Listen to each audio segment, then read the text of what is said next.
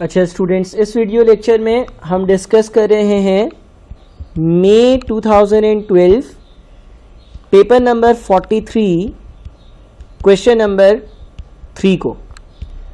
मई 2012 paper number 43 question number 3, और ये question जो है वो कैश इनफ्लोस आउटफ्लोस से, अकाउंटिंग रेट ऑफ रिटर्न से, इन सारी चीज़ों से और नेट प्रेजेंट वैल्यू से डील करता है। क्वेश्चन को सॉल्व करते हैं। क्वेश्चन में लिखा हुआ है the directors of a clothing company are proposing to manufacture coats. They anticipate that the coats will stay in fashion for the next 4 years। Directors कुछ कोट्स बना रहे हैं और उनको यूँ लगता है कि ये कोट्स का फैशन 4 साल तक चलेगा। This will require the purchase of additional equipment at a cost of $250,000 which will be scraped after 4 years। इसके लिए एक नई मशीन लेनी पड़ेगी जिसका खर्चा $250,000 होगा। Sales are expected to be 4,000 coats in year number 1. In years 2 and 3, the expected number of coats sold will increase by 10% on the previous year, but will fall to 3,500 in year number 4. पहले साल जो quotes बिकेंगे वो 4,000 होंगे, और फिर years 2 and 3 में जो expected number है कोट्स की सेल का वो 10% से इंक्रीज हो जाएगा पिछले साल से, और ईयर नंबर 4 में वो 3,500 पर चला जाएगा, कम हो जाएगा। The selling price of the coats will be $80 in year number 1, $90 in year number 2 and 3 and $75 in the final year. जो सेलिंग प्राइस होगी कोट्स की वो ईयर नंबर 1 में $80 होगी, ईयर नंबर 2 और 3 में $90 होगी, और ईयर नंबर 4 में $75 हो जाएगी। सेलिंग प्राइस क्या होती है? सेलिंग प्राइस हम जो चीज़ें बेचते हैं उससे जो हमें पैसा मिलता है वो होता है, यानी कि $80 एक कोट बेचकर मेरी जेब में आएगा, कैश इनफ्लो एक तरह से, या $90 एक कोट बेचकर मेरी जेब में आएगा, कैश इनफ्लो एक तरह से जो पैसा आएगा, या $75 जो है वो सेलिंग प्राइस है, यानी कि $75 मेरे पास आएगा कैश इनफ्लो एक तरह से। Variable cost will be $65 variable cost मुझे पे करनी होती है, ये मुझे ईयर नंबर 1 और ईयर नंबर 2 में पे करनी होगी, rising to $70 in years 3 and 4। 3 और 4 ईयर्स में ये 70 पर चली जाएगी। The company's cost of capital is 10%। The discount factors are, discount factor दिए हुए 10% के। ए पार्ट में बोलता है calculate the net cash flows for each year, यानी कि ईयर 1, ईयर 2, ईयर 3 और ईयर 4 के जो नेट कैश फ्लोज होंगे। नेट कैश फ्लोज का मतलब है cash inflows minus cash outflows जो होंगे वो कैलकुलेट करने हैं। तो पहला पार्ट हम सॉल्व करते हैं। Cash inflows minus cash outflows calculate करने। ईयर नंबर 1 है, ईयर नंबर 2 है हमारे पास, ईयर 3 है और ईयर नंबर 4 है। एक हम कॉलम बनाते हैं कैश इनफ्लोज का। कैश इनफ्लोज कैसे होंगे? फॉर एग्जांपल ईयर नंबर 1 की अगर हम बात करते हैं तो ईयर नंबर 1 में 4,000 कोट्स बिकेंगे और एक कोट 80 का बिकेगा। तो कैश इनफ्लो क्या होगा? 4,000 इंटू 80, और कैश इनफ्लो 4,000 इंटू 80 कितना आएगा? 4,000 इंटू 80 इज 320,000। कैश इनफ्लो आएगा 320,000, ठीक है। और यहां पर हम लिखेंगे कैश आउटफ्लो। अब ईयर नंबर 1 का कैश आउटफ्लो क्या होगा? ईयर नंबर 1 पर $65 का कैश आउटफ्लो होगा, तो 4,000 इंटू 65 इज $260,000। 4,000 इंटू 65 इज $260,000, ठीक है। तो $260,000 का जो है वो कैश आउटफ्लो होगा। नेट कैश फ्लो क्या होगा? Net cash flow will be cash inflows minus cash outflow, which means 320,000 minus 260,000। 320 में से 260 माइनस करो तो 60,000 का नेट कैश फ्लो होगा ईयर नंबर 1 का। ईयर नंबर 2 में क्या होगा? इन years 2 and 3 the expected number of quotes sold will increase by 10% on the previous year. यानी कि कैश इनफ्लोज ईयर नंबर 2 के अगर कैलकुलेट करने हैं तो नंबर ऑफ कोट्स कितने बिके होंगे वो पहले कैलकुलेट करना पड़ेगा। उसके लिए 4000 को 1.1 से मल्टीप्लाई कर दो, 10% का इंक्रीज है, या आप 4000 में ऐड कर दो 4000 का 10%, एक ही बात है। 4000 में 4000 का 10% ऐड कर दो या 1.1 से मल्टीप्लाई कर दो। 4000 इंटू 1.1 इज 4400 कोट्स बिकेंगे ईयर नंबर 2 में। एक कोट की सेलिंग प्राइस ईयर नंबर 2 में कितनी है? $90 है। तो 4400 इंटू 90 इज 396,000, 396,000। और कैश आउटफ्लो कैसे आएगा? 4400 मल्टीप्लाइड बाई ईयर नंबर 2 में एक कोट की जो वेरिएबल कॉस्ट है वो 65 है, तो 4400 इंटू 65 विच इज 286,000। ठीक है, 286,000। अच्छा, अब क्या करेंगे? 396,000 माइनस 286,000, यह आपके पास बच जाता है 110,000 नेट कैश फ्लो। इसी तरह से ईयर नंबर 3 के कितने यूनिट सोल्ड होंगे भाई? यहाँ तो ईयर नंबर 2 के यूनिट सोल्ड 4400 आ रहे हैं, ईयर नंबर 3 में भी 10% ज़्यादा है, विच मीन्स 4400 मल्टीप्लाइड बाई 1.1 या 4400 प्लस 4400 का 10%, सो 4400 इंटू 1.1 इज 4840 और ये नंबर 3 पे आपका हो जाएगा 4840 मल्टीप्लाइड बाई जो सेलिंग प्राइस है ईयर 3 की वो कितनी है? 90 है। सो 4840 मल्टीप्लाइड बाई 90 ये बन जाता है आपका 435,600।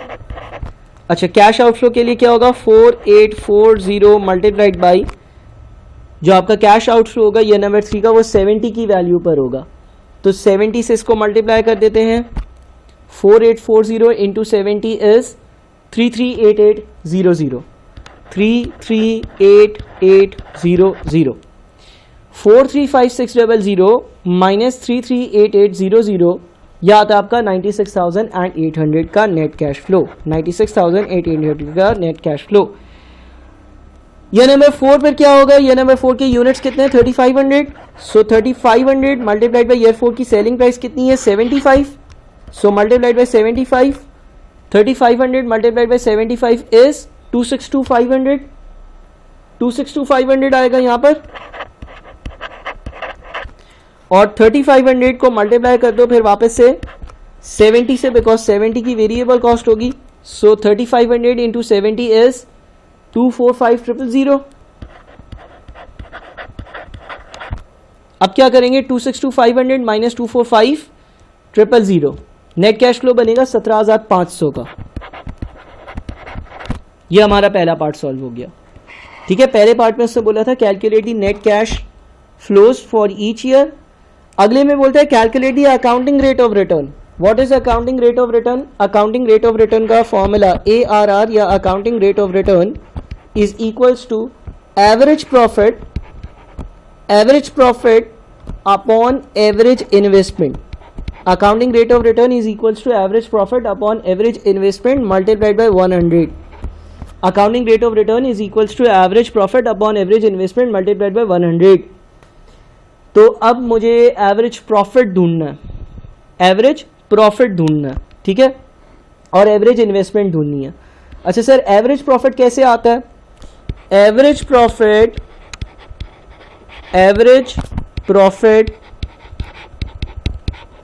Is equals to total profit, जितना भी मैंने सारे सालों में प्रॉफिट कमाया होगा, डिवाइडेड बाय टोटल ईयर्स। अब यहां पर कैसे आएगी ये working?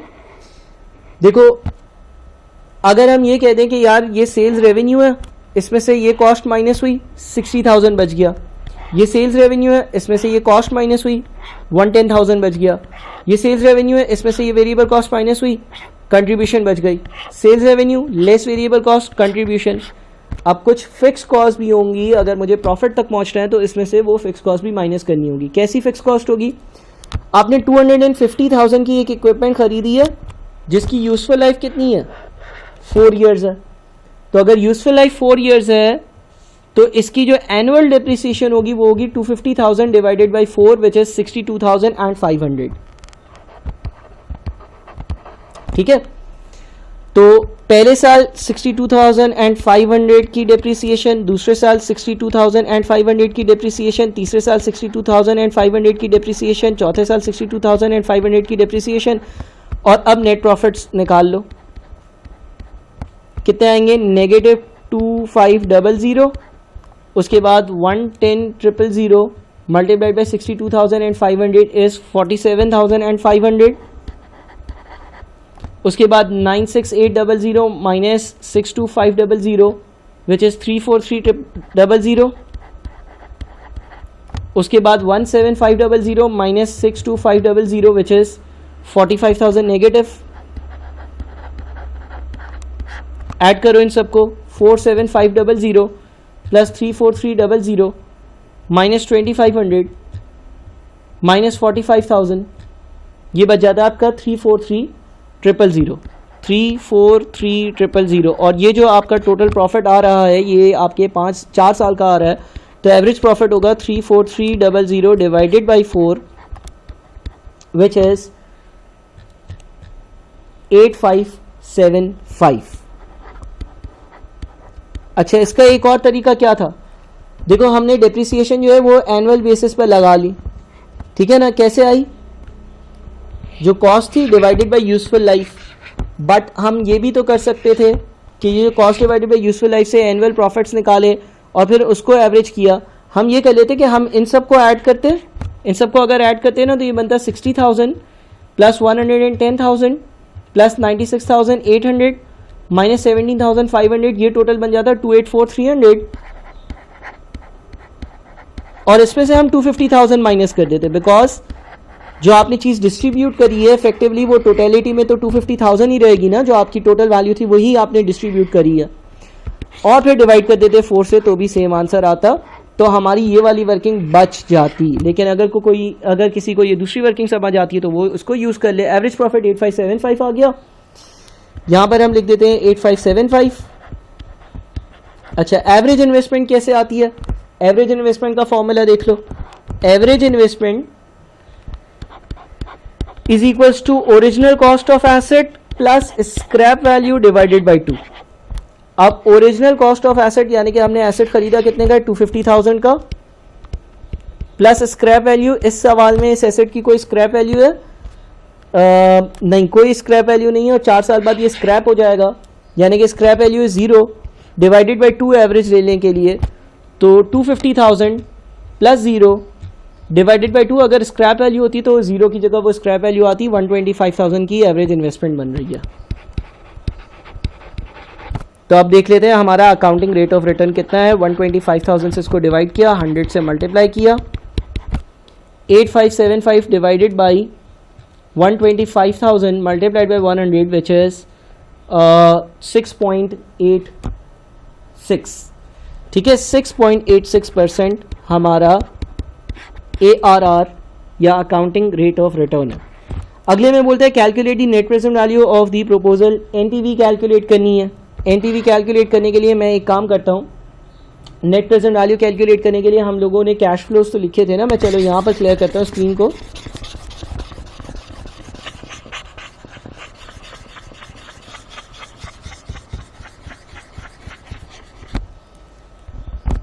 Year 0, year 1, year 2, year 3, year 4 cash flows.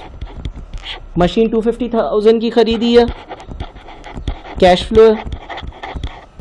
उसके बाद ये रहे सारे कैश फ्लोज।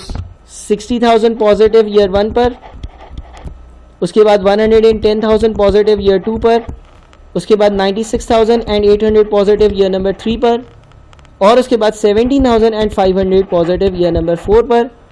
डिस्काउंट फैक्टर्स ये रहे सारे दिए हुए, 1, फिर 0.909, उसके बाद 0.826, उसके बाद 0.751, उसके बाद 0.683।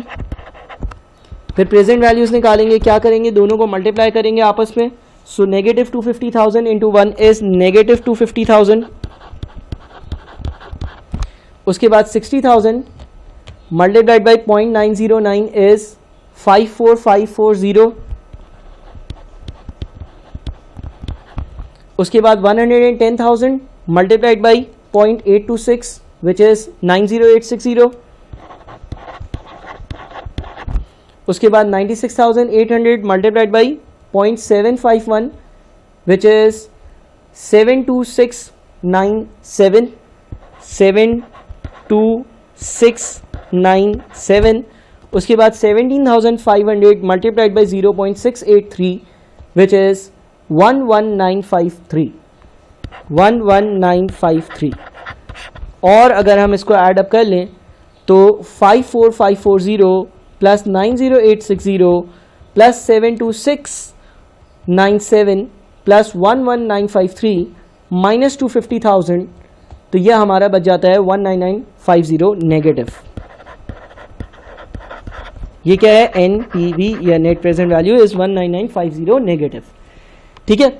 अच्छा, अब ये तो नेगेटिव आ गई. Calculating net present value of the proposal, ये कर लिया हमने. डी में बोलता है advise the directors whether they should proceed with the proposal. क्या इनको प्रपोजल के साथ प्रोसीड करना चाहिए?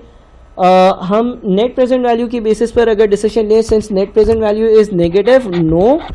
दूसरा, हमारा जो अकाउंटिंग रेट ऑफ रिटर्न है वो एक्सट्रीमली लो है, समथिंग 6% आ रहा था, तो नो आंसर होगा. Explain what you understand by the internal rate of return, ये मैं आपको थ्योरी का हैंड आउट दूंगा. Identify how IRR could be used to appraise this proposal.